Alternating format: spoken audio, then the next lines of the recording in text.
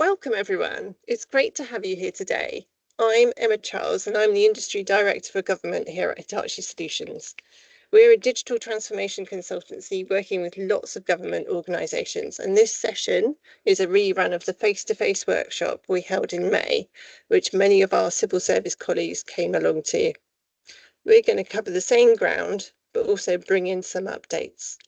We have split the session into 3 parts. First of all, Lisa and I are going to take you through some of the most significant AI developments in government over the past 24 months. And then we're going to talk a little bit about where we are now and what that means for you. And then Lauren and Dana will demonstrate how AI and AI agents are already empowering public sector professionals, showing practical examples in action. And then finally, Lucy's going to explore AI readiness and maturity, showing some real use cases and how we can close the adoption gap. So before we get into today's main session, I'm going to take you through some of the big things that have happened in government AI over the last couple of years. And that's a lot in what's really, well, I say a couple of years, but it's really only 18 months. AI itself isn't new, but the pace of change has accelerated massively, both in this government and the last one, and they've realised just how powerful AI can be in transforming operations and the services that the public receives. So first, it's all about creating the conditions for change. And before large-scale AI adoption could take off, the government needed to show why it mattered. And that started with the AI Safety Summit, which you might remember from the news, because a whole load of world leaders came to Bletchley Park near Milton Keynes, and they talked about both the risks, including some quite extreme ones about AI taking over the world, but also the opportunities of using AI as well. And out of that came a strong emphasis on international cooperation, ethics, and protecting people's rights. And around that same time, the AI Safety Institute, which is now called the AI Security Institute, was launched, and it had significant funding to evaluate model safety. And that moved into the Department of Science, Innovation and Technology recently to sit at the digital core of government. And the incubator for artificial intelligence was set up at that time as well to get that practical work moving. And that was all in November 2023. So fast forward then to January 2025, and the new government really started leaning into AI as a driver for its plan for change. We saw the local government State of the Sector AI report coming out then, highlighting how councils are adopting AI, where the barriers are and how to overcome them. Around the same time, the Secretary of State for Technology, Peter Kyle, launched a 50-point AI action plan, which really started laying the foundations for adoption, quantifying potential savings, creating an adoption unit, setting up growth zones, and committing to major upskilling. From there, the commitments came thick and fast, and Keir Starmer's speech talked about 1 in 10 civil servants going to become digital or data professionals within the next few years. And also this big quote that no person's time should be spent on a task where digital or AI can do it better, quicker, and to the same standard. And then the spring statement cemented all of this with a £3.2 billion transformation fund. That kind of thing is quite unusual for government and shows a clear injection of energy into the sector.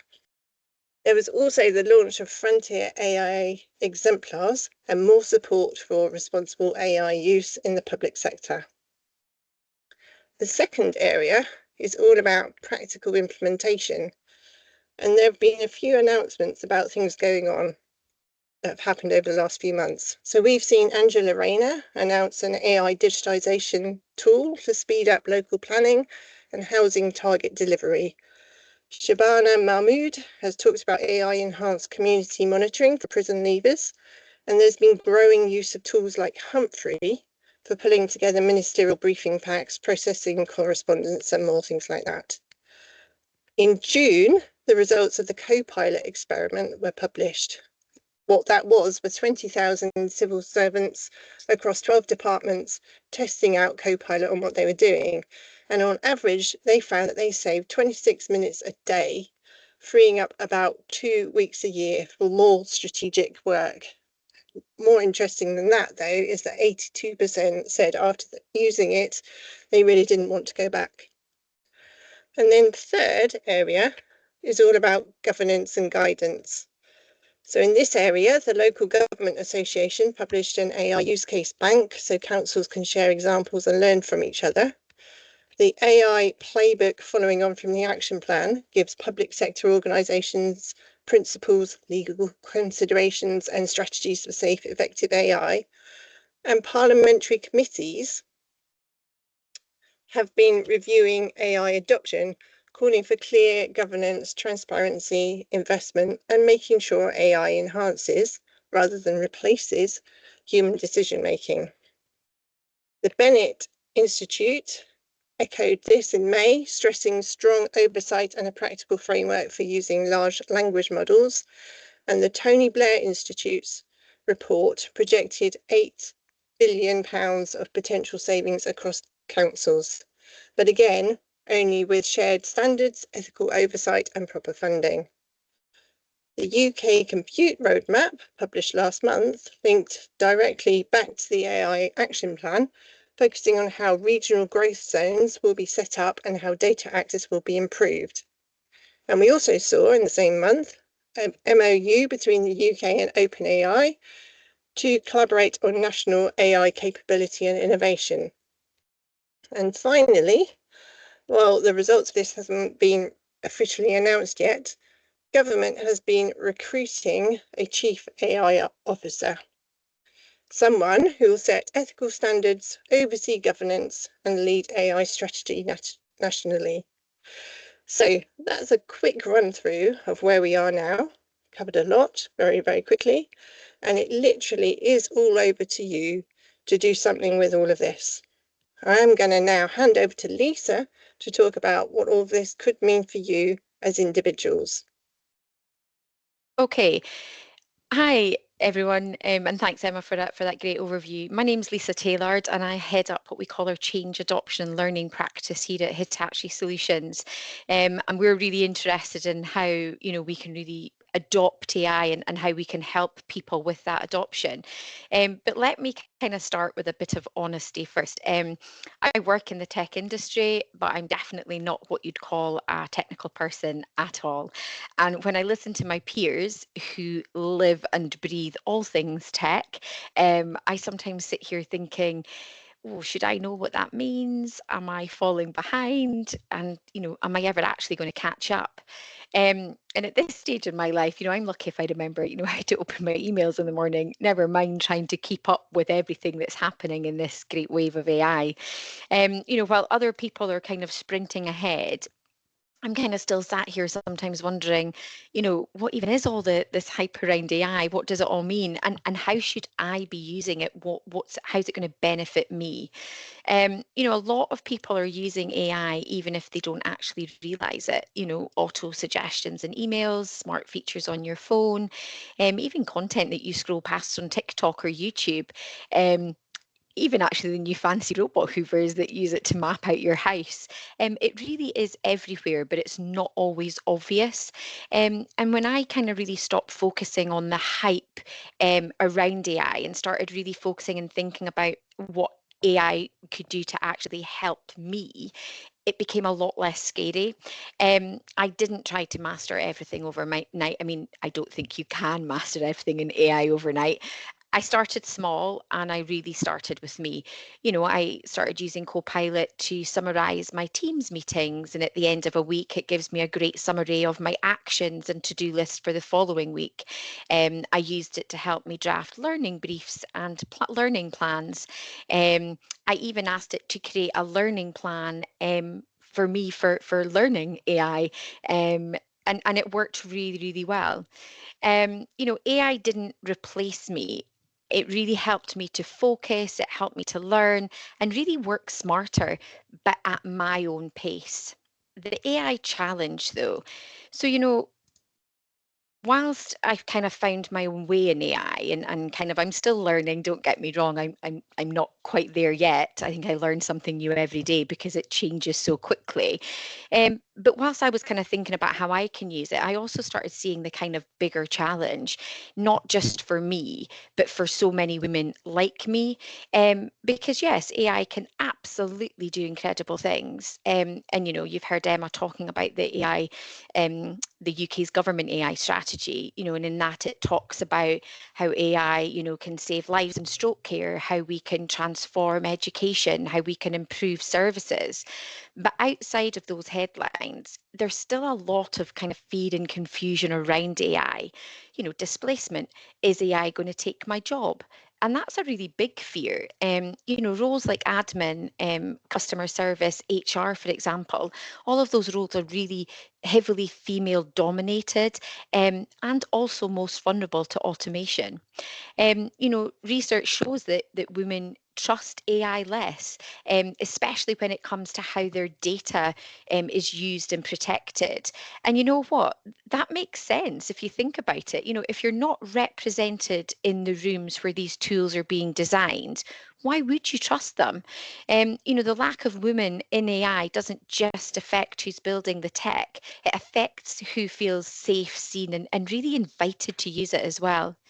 Um, and let's be real, you know, women still do more unpaid work, you know, whether that's childcare, you know, helping maybe looking after elderly parents. You know, many women are in part-time jobs and, you know, with less time or access to learning opportunities as well. You know, so adopting new technology can also, you know, can feel like a luxury, not necessarily a priority. And if you work in the public sector, it can be even harder. You know, AI adoption gets blocked by outdated IT systems, limited budgets, poor data, and a large skills gap. And add to that, you know, add to that fact that women are really underrepresented in digital and data roles, and suddenly that challenge is doubling. So, you know, what do we do? You know, at Hitachi, we really need to start thinking about taking a human-centric approach when we're thinking about AI or when we're designing AI solutions. You know, we need to involve people from the start, really designing with inclusion in mind, not as an afterthought. Because here's the truth, if you're not part of building the solution, you're much less likely to trust it, to use it, or even benefit from it. You know, AI doesn't have to be overwhelming. You don't have to be an expert to use it. You just have to start with your needs and be really open to exploring it. And now I'm going to pass over to Dana and Lauren. So hi everyone, thank you very much, Lisa and Emma. Amazing introduction. What me and Dana are here to do today is take you through a few examples of where we've supported some of our customers get up to speed with AI and really start seeing the impact. But before I kick that off, I'd like to introduce myself. My name's Lauren Weeks. I'm a client director here at Hitachi Solutions, and I'm joined by the amazing Dana. Would you like to introduce yourself? Hey everyone, I'm Dana Hassan, an AI architect. Thank you. So to get us started, we've got 4 demonstrations we'd like to take you through very briefly today and how these are being used within our customer base. We've chosen ones specifically that we think are universal and everyone can relate to who watches this call. But there's a few key themes that I want to point out through all of the demonstrations and from what we've heard previously from Emma and Lisa. And these are our AI principles. So AI at the core, we're talking about AI, and we're really trying to promote the value AI can bring. Human-centric by default, really making sure the tools that are being developed and used are the tools that are useful, they're reasonable, and they're viable, and they will make a difference to a person's working life. And innovate to eliminate waste. We're a Microsoft implementation partner. A lot of you all out there will already have Microsoft licensing and tools. Let's make the most of those first and then move forward with new technology. So to go through the examples, what we're going to look into in detail are, I want to ask HR a question. Very common, usually it's via email into a HR group inbox. So we'll dig into that a little bit more and how we can solve that. I want to hire someone. Understanding what the hiring process is and at what points can AI support the hiring manager in this flow? I want to draft an FOI response. This could be a complaint, this could be an application response. Now, all of these ideas can be supported by AI, improve consistency, and make it more efficient for those who are responding to these incoming traffic. I want to understand a large collection of documents. So quite often there'll be SharePoint or cloud solutions folders which have a large amount of documents and you just can't get to the information you need quickly. We're going to show you a tool that can support this particular use case. So to dig into these and briefly introduce each one before handing over to Dana, I want to ask HR a question. So by human-centric by default, one of our principles, we've decided to introduce this through the lens of two users, the employee and the HR person. So the employee, what do they need? What do they want? They want a quick answer. Traditionally, it can take between 1.5 to 2 days to get an answer back from a HR team. They're very busy people. Can we get that response time down? I want answer in my context. So employers have been in their roles for different lengths of time. For example, if someone's been there 5 years, they might have more holiday allowance and they want to ask how much holiday they've got. They want it in their context. I want confidence in the answer. With AI, trust has got to be earned, and the more they use it, and along with change and adoption that Lisa mentioned, this can really drive value in any tool like this. And I want to use a tool I'm comfortable with. We all use a million tools already in our day-to-day lives. How can we support users with their adoption journey and make sure it's useful for them in not opening up a new application for them to use?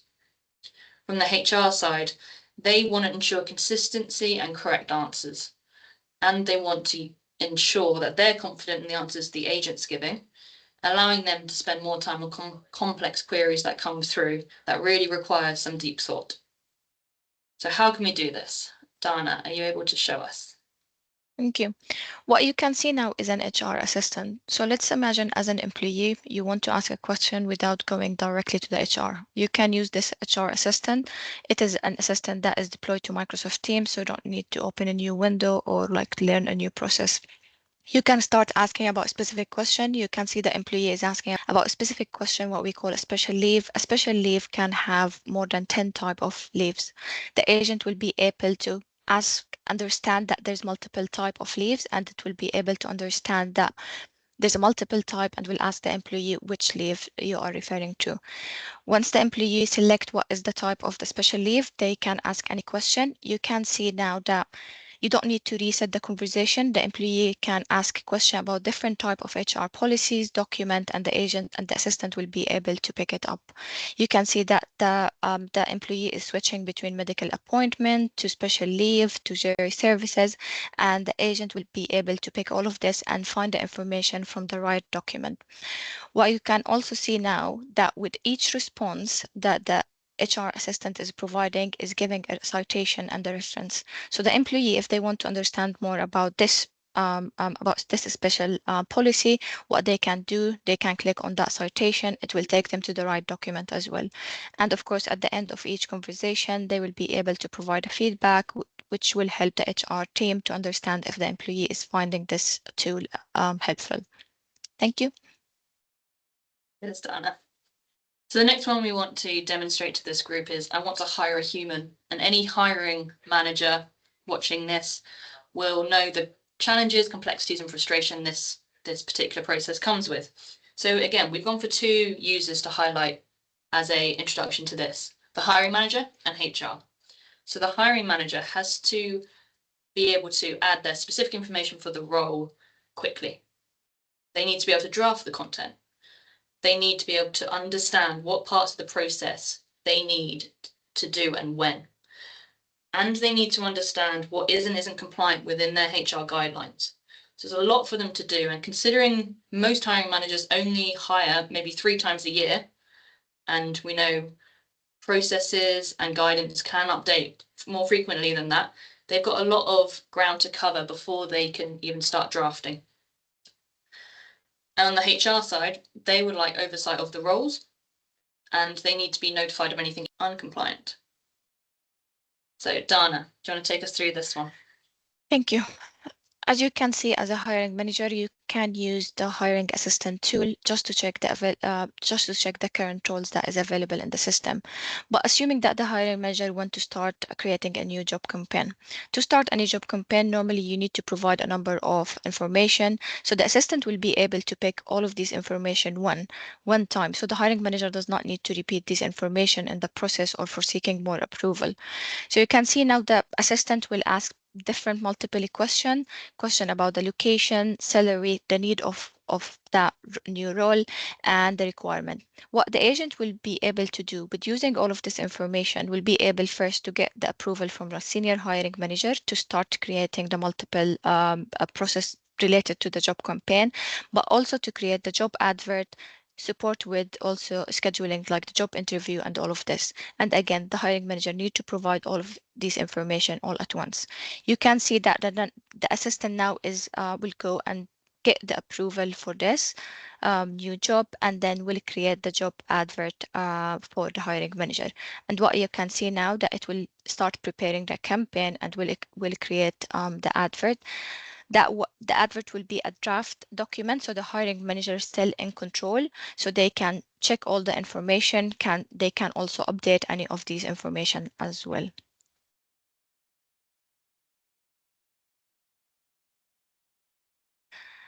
And now what you can see, assuming that you have the job advert, you are happy with it, but you want to do some small changes. What you can do, before doing the change, you can ask the same assistant if you can, for example, specify a specific location in the job advert.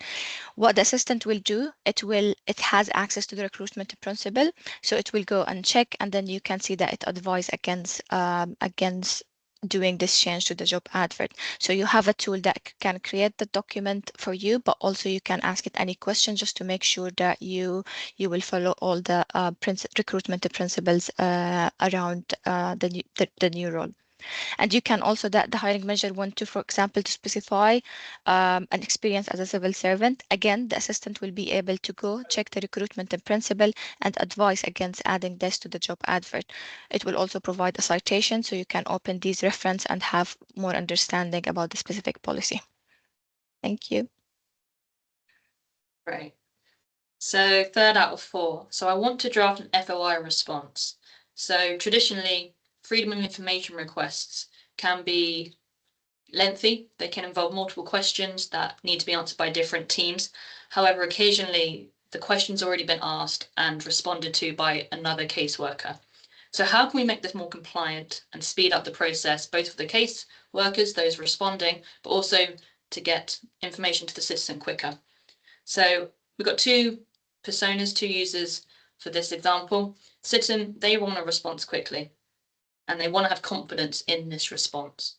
And the response team on the public sector side wants to ensure consistency. They don't want different answers going to respond to the same question. They want to avoid any duplication within the process. How can we do that? Using AI to leverage historic answers. We'd like the tool to help us draft the response, and this is key, draft, not send it for us. It's got the human in the loop approach to this use case. And I want responses to be able to fly through QA. So applying any quality assurance that the body has to do to get through these FOI responses and get the responses out quickly, remaining compliant.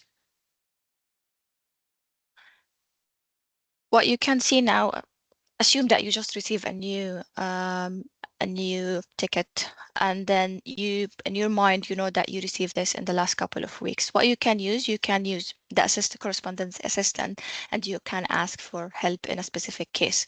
What you need to provide, for example, you just need to provide a case number to provide a summary. The assistant will be able to provide you with a summary with key themes as well, but also will give you a similar cases that happen in the last couple of weeks, so that making sure that you have up-to-date response in a similar cases. You can also ask the assistant to provide you summary for the similar cases, and then if you feel that one of these cases related to your case, you can ask to know who is the contributor in that case, and then the assistant will be able to draft an email and send it to the policy team just to confirm that we can still use the same information that has been used in the previous response.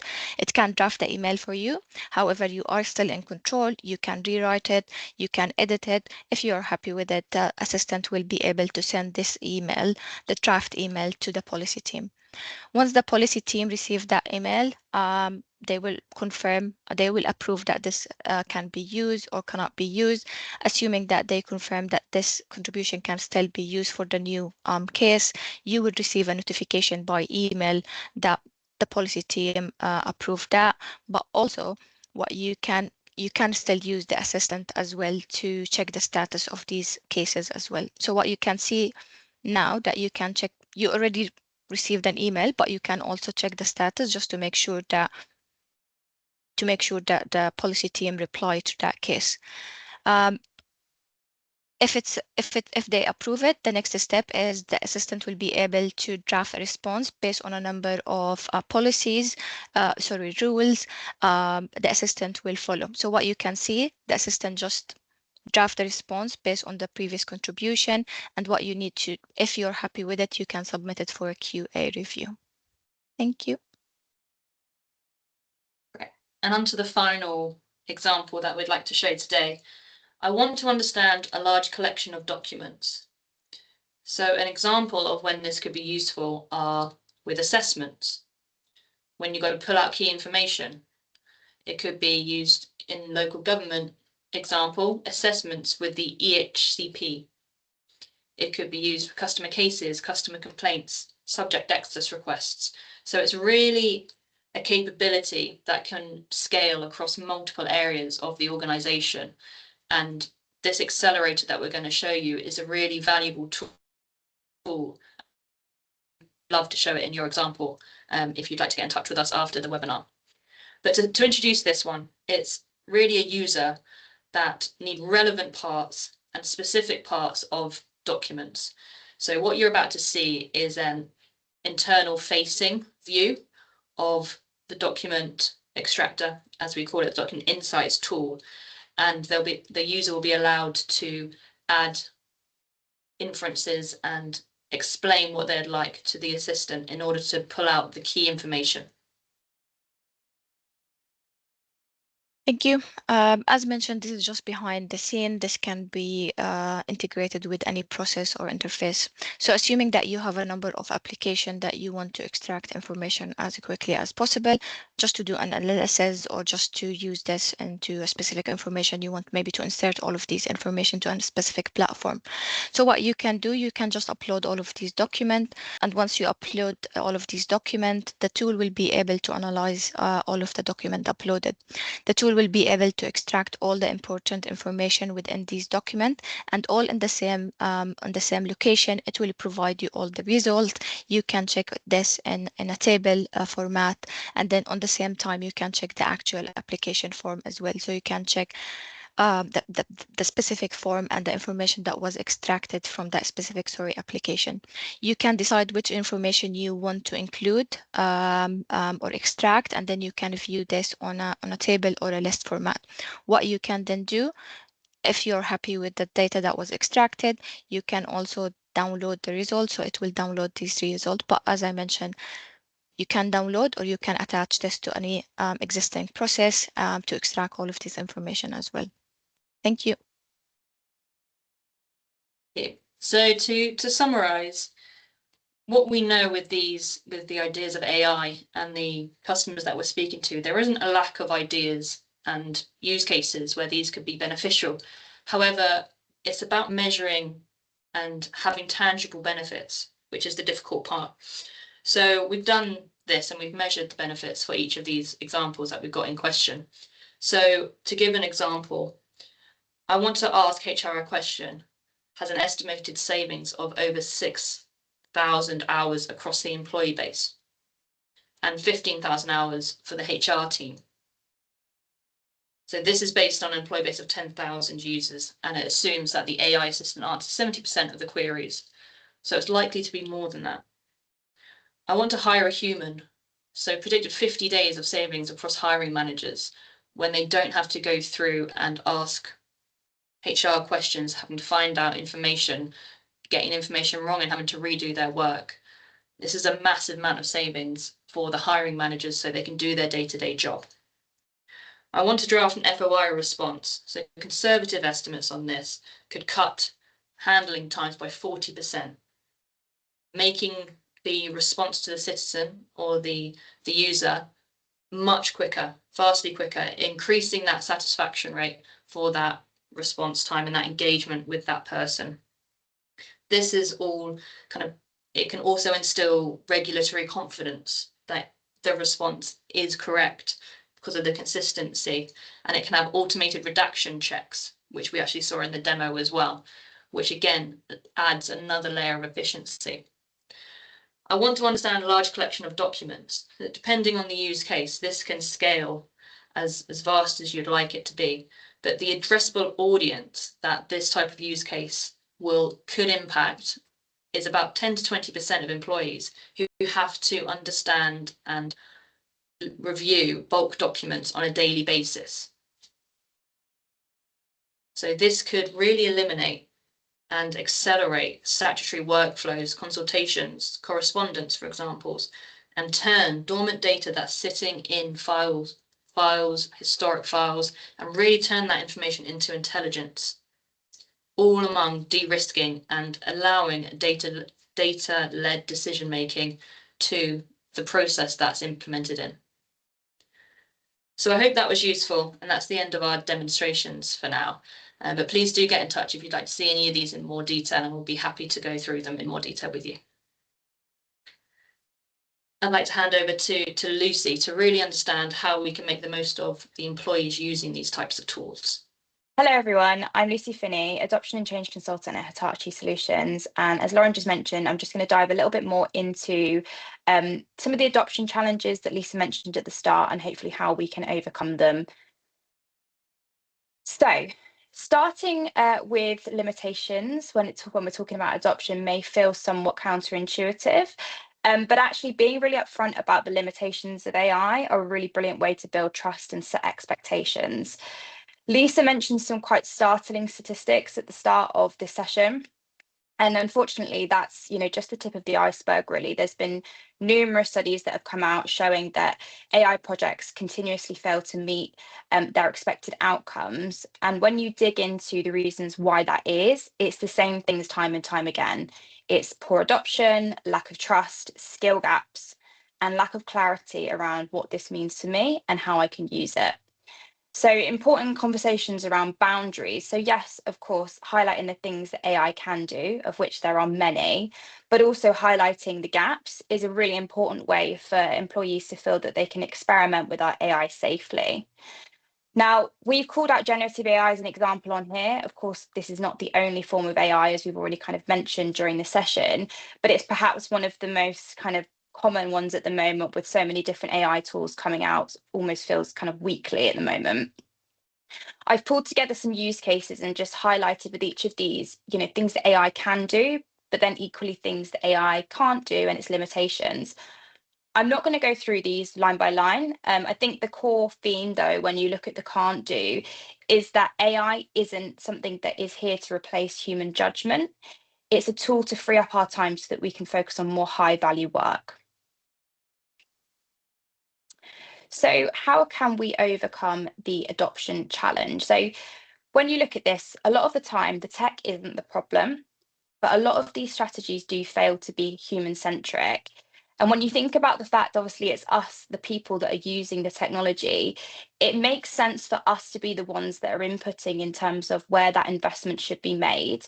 So really, we should be looking to our colleagues across organisations and asking them questions like, what are your bugbears? Where are your friction points in the day? Where can we free up your time?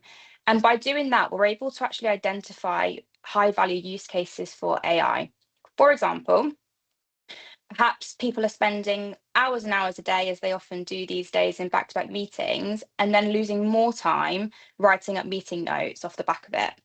Maybe they're compiling reports or presentations that are scattered across loads of different systems or sources.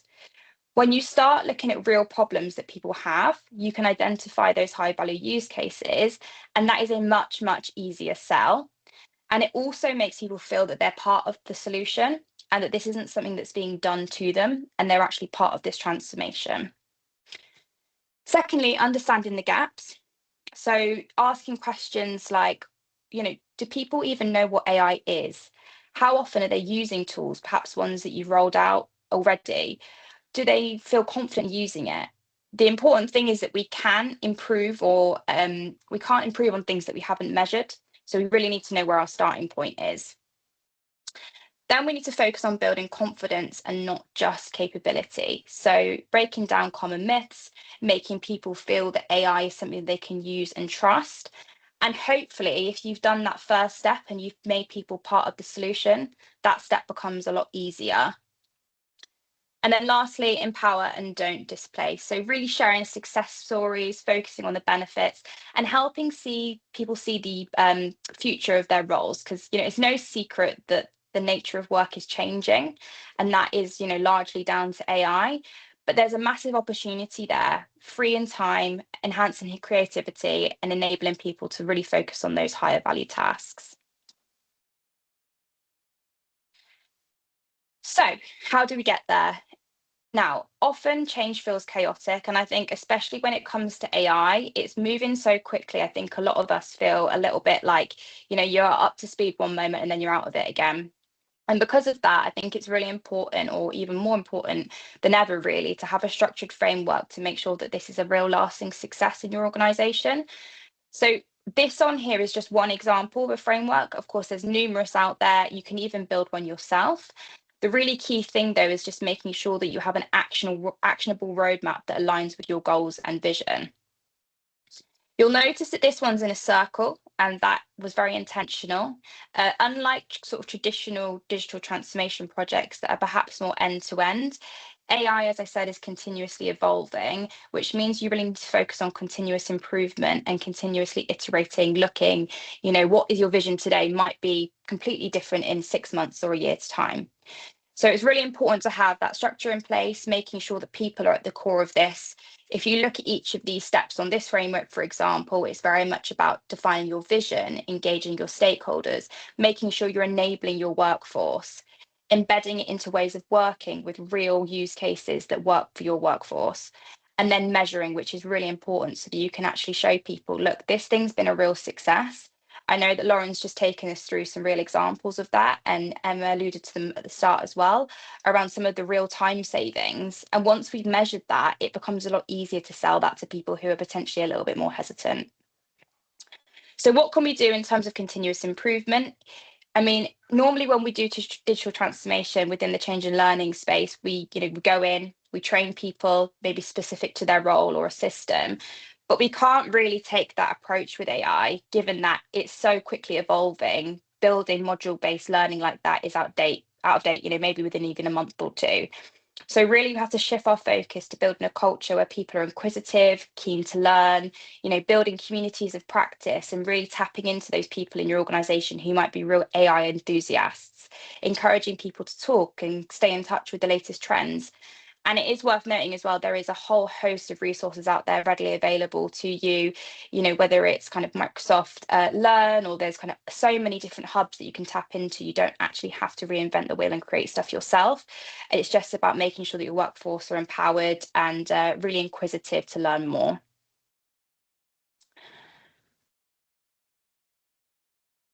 What next? So we have a number of different QR codes on here, which will take you to a number of different resources. So we've got some vlogs, and then we've also got some resources and courses that are relevant to public servants. And then we've also got another couple of webinars which may be interesting to you, which involve kind of getting started with Copilot. So that's probably some more kind of actionable things that you can do. And then also how to prompt, which we know is really important given that the use of generative AI is increasing all the time. So if you scan those, that should take you directly to them. Thank you very much for your time. Thanks so much, Lucy. And also thanks to Lisa, Lauren and Dana for sharing some really interesting advice. Overall, I think we've seen how AI is shaping public sector at a policy and capability level, and also what it can do in practice and how to assess readiness and bridge the adoption gap. But if there's one takeaway from today that I think I'd like to leave you all with, it's that this isn't about AI as an abstract concept. It's about how we apply it in ways that genuinely help people do their jobs better and deliver better services. It shouldn't be scary, even though you might be a bit scared.